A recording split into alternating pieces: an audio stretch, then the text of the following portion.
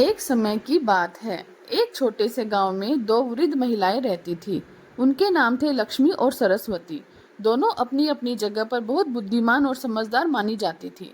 गांव के लोग अक्सर अपनी समस्याओं को हल करने के लिए उनके पास आते थे। एक दिन गांव में एक नई समस्या उत्पन्न हो गई।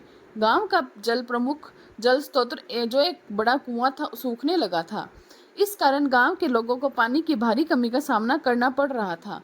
गांव के मुखिया ने एक बैठक बुलाई और लक्ष्मी और सरस्वती को विशेष रूप से आमंत्रित किया ताकि वे इस समस्या का समाधान सुझा सके। बैठक में सभी गांववासी इकट्ठा हुए और अपनी अपनी राय देने लगे, लेकिन कोई भी ठोस समाधान नहीं सूझ रहा था। तभी लक्ष्मी बोली, हमें इस समस्या को हल करने के लिए एक स्थायी उपाय खोजना होगा। मैं सोचती हूँ कि हमें गांव के पास बहने वाली नदी से पानी लाने के लिए एक नहर बनानी चाहिए। लक्ष्मी की बात सुनकर सभी सोच में पड़ गए। तभी सरस्वती ने कहा, लक्ष्मी बहन, तुम्हारा सुझाव अच्छा है, लेकिन इसके लिए हमें बहुत समय और संसाधन की आवश्यकता होगी।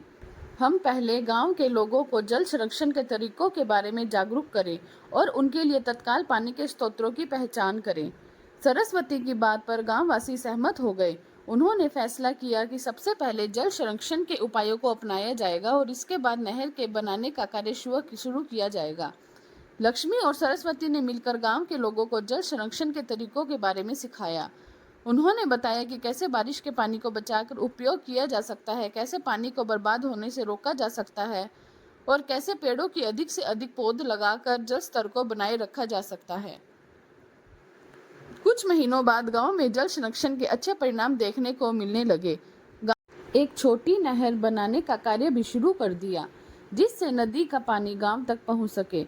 इस प्रकार लक्ष्मी और सरस्वती की बुद्धिमत्ता और सुझाए गए उपायों ने गांव की जल समस्या और स्थायी समाधान कर दिया। गांववासी उनकी बुद्धिमत्ता और समझदारी की तारीफ करते नहीं थकते थे और उनका सम्मान और भी बढ़ गया। कहानी से यह सीख मिलती है कि समस्याओं का समाधान मिलजुल कर और सोच समझ कर निकालना चाहिए। बुद्धिमानी और सामूहिक प्रयासों से हर कठिनाई का हल संभव है।